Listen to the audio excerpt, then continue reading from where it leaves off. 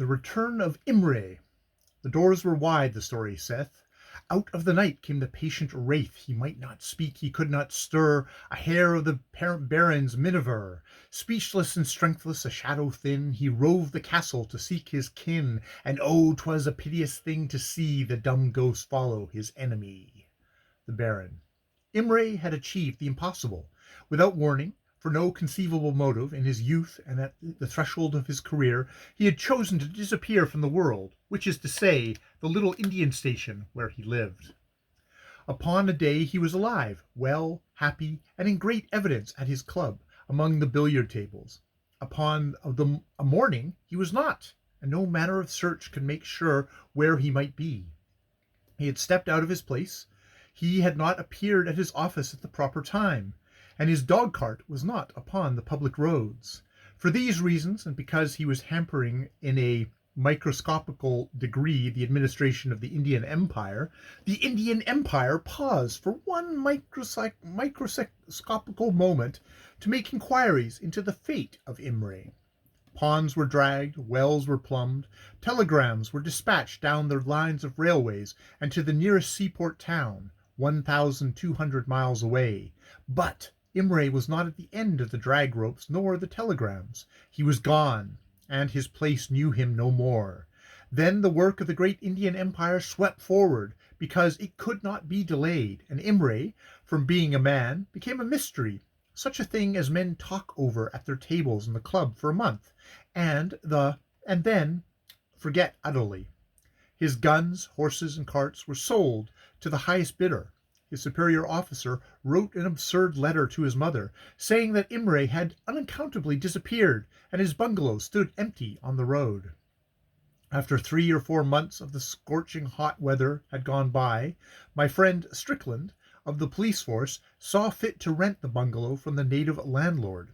This was before he was engaged to Miss Youghal, an affair which has been described in another place, and while he was pursuing his investigations into native life. His own life was sufficiently peculiar, and men complaining of his manners and customs. There was always food in his house, but there was no regular times for meals. He ate, standing up and walking about, whatever he might find on the sideboard, and this is not good for the insides of human beings. His domestic equipment was limited to 6 rifles, 3 shotguns, 5 saddles, and a collection of stiff-jointed Mashir rods, bigger and stronger than the largest salmon rods. These things occupied 1/2 of his bungalow, and the other half was given up to Strickland and his dog, Tietjens, an enormous ramper slut, who sung when she was ordered and devoured daily the rations of 2 men. She spoke to Strickland in a language of her own, and whenever, in her walks abroad, she saw things calculated to destroy the peace of Her Majesty the Queen Empress, she returned to her master and gave him information. Strickland would take steps at once, and the end of his labors was trouble and fine and imprisonment for other people. The natives believed that Tietjens was a familiar spirit, and treated her with the great reverence that is born of hate and fear. One room in the bungalow was set apart for her special use.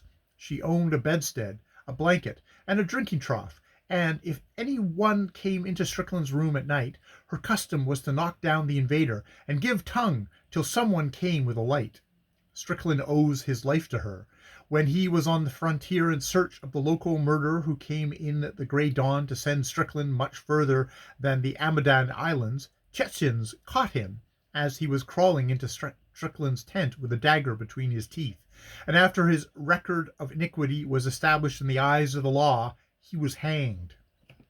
From that date, Tietjens wore a collar of rough silver and employed a monogram on her night blanket, and the blanket was double-woven cashmere cloth, for she was a delicate dog. Under no circumstances would she be separated from Strickland, and when he was ill with fever she made great trouble for the doctors, because she did not know how to help her master, and would not allow another creature to attempt aid. McNaught, of the Indian Medical Service, beat her over the head with a gun before she could understand that she must give room for those who could give quinine. A short time after Strickland had taken Imre's bungalow, my business took me through that station, and naturally, the club quarters being full, I quartered myself upon Strickland. It was a desirable bungalow, 8-roomed and heavily thatched against any chance of leakage from rain. Under the pitch of the roof ran a ceiling cloth, which looked just as nice as whitewash ceiling. The landlord had repainted it when Strickland took the bungalow, and unless you knew how Indian bungalows were built, you would never have suspected that above the cloth lay the dark, three-cornered cavern of the roof, where the beams and under the side of the thatch harbored all manner of rats, hats, ants, and other things. Justin's met me in the veranda with a bay like a boom of the bells of St. Paul's, and put her paws on my shoulders, and said she was glad to see me. Strickland had contrived to put together that sort of meal which he called lunch, and immediately after it was finished he went out about his business. I was left alone with Tietjens and my own affairs. The heat of the summer had broken up and given place to the warm damp of the rains. There was no motion in the heated air, but the rain fell like bayonet rods on the earth, and flung up a blue mist where it splashed back again. The bamboos and the custard apples, the poinsettias and the mango trees in the garden stood still while the warm water lashed through them, and the frogs began to sing among the aloe hedges. A little before the light failed, and when the rain was at its worst, I sat in the back veranda and heard the water roar from the eaves, and scratched myself because I was covered with the thing they called prickly heat. Tietjens came out with me and put her head in my lap, and was very sorrowful, so I gave her biscuits when tea was ready, and I took tea in the back veranda on account of the little coolness I found there. The rooms of the house were dark behind me. I could smell Strickland's saddlery and the oil on his guns, and I did not in the least desire to sit among those things. My own servant came to me in the twilight, the muslin of his clothes clinging tightly to his drenched body, and told me that a gentleman had called and wished to see someone. Very much against my will, and because of the darkness of the rooms, I went into the naked drawing-room, telling my man to bring the lights. There might or might not have been a caller in the room. It seems to me that I saw a figure by one of the windows, but when the lights came there was nothing save the spikes of the rain without and the smell of the drinking earth in my nostrils. I explained to my man that he was no wiser than he ought to be, and went back to the veranda to talk to Tietjens. She had gone out into the wet, and I could hardly coax her back to me, even with biscuits with sugar on top. Strickland rode back, dripping wet, just before dinner, and the first thing he said was, "Has anyone called?" I explained, with apologies, that my servant had called me into the drawing-room on a false alarm, or that some loafer had tried to call on Strickland, and thinking better of it, fled after giving his name. Strickland ordered dinner without comment, and since it was a real dinner, with white tablecloth attached, we sat down. At 9 o'clock Strickland wanted to go to bed, and I was tired too. Tietjens, who had been lying underneath the table, rose up and went into the least exposed veranda as soon as her master moved to his own room, which was next to the stately chamber set apart for Tietjens. If a mere wife had wished to sleep out of doors in that pelting rain, it would not have mattered, but Tietjens was a dog, and therefore the better animal. I looked at Strickland, expecting to see him flog her with a whip. He smiled queerly, as a man would smile after telling some hideous domestic tragedy. "She has done this ever since I have moved in here." The dog was Strickland's dog, so I said nothing, but I felt all that Strickland felt in being made light of. Tietjens encamped outside my bedroom window, and storm after storm came up, thundering on the thatch, and died away. The lightning splattered the sky as a thrown egg splattered a barn door, but the light was pale blue, not yellow, and looking through my slit bamboo blinds, I could see the great dog standing, not sleeping, in the veranda, the hackles alift on her back, and her feet planted as tensely as the drawn wire rope of suspension bridge.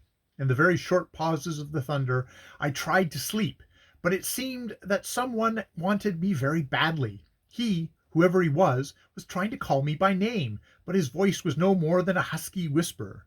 Then the thunder ceased, and Tietjens went into the garden and howled at the low moon. Somebody tried to open my door, and walked about and through the house, and stood breathing heavily in the verandas, and just when I was falling asleep I fancied that I heard a wild hammering and clamoring above my head or on the door. I ran into Strickland's room and asked him whether he was ill and had been calling for me. He was lying on the bed half dressed with a pipe in his mouth. "I thought you'd come," he said. "Have I been walking around the house at all?" I explained that he had been in the dining room and the smoking room and 2 or 3 other places, and he laughed and told me to go back to bed. I went back to bed and slept till the morning, but in all my dreams I was sure I was doing someone an injustice in not attending to his wants. What those wants were I could not tell, but a fluttering, whispering, bolt-fumbling, luring, loitering someone was reproaching me for my slackness, and through all the dreams I heard the howling of Chessians in the garden and the thrashing of the rain. I was in the house for 2 days, and Strickland went to his office daily, leaving me alone for 8 or 10 hours a day with Chessians for my only companion. As long as the full light lasted I was comfortable, and so was Chessians, but in the twilight she and I moved into the back veranda and cuddled each other for company. We were alone in the house, but for all that it was fully occupied by a tenant whom I had no desire to interfere. I never saw him, but I could see the curtains between the rooms quivering where he had just passed through. I could hear the chairs creaking as the bamboos sprung under the weight that had just quitted them, and I could feel, when I went to get a book from the dining room, that somebody was waiting in the shadows of the front veranda till I should have gone away. Chechens made the twilight more interesting by glaring into the darkened rooms, with every hair erect, and following the motions of something that I could not see. She never entered the rooms, but her eyes moved, and that was quite sufficient. Only when my servant came to trim the lamps and make all light and habitable would she come in with me and spend her time sitting on her haunches, watching an invisible extra man as he moved about behind my shoulder. Dogs are cheerful companions. I explained to Strickland, gently as it might be, that I would go to the club and find for myself quarters there. I admired his hospitality, was pleased with his guns and rods, but I did not much care for his house and its atmosphere. He heard me out to the end, and then smiled very wearily, but without contempt, for he is a man who understands things. "Stay on," he said, "and see what this thing means. All that you have talked about I have known since I took the bungalow. Stay on and wait. Chechens has left me. Are you going too?" I had seen him through one little affair connected with an idol. That brought me to the doors of the lunatic asylum, and I had no desire to help him through further experiences. He was a man to whom unpleasantness arrived as do dinners to ordinary people. Therefore I explained more clearly than ever that I liked him immensely, and that he would be happy to see him in the daytime, but I didn't care to sleep under his roof. This was after dinner, when Chechens had gone out to lie in the veranda. "'Pon my soul, I don't wonder," said Strickland, with his eyes on the ceiling cloth. "Look at that."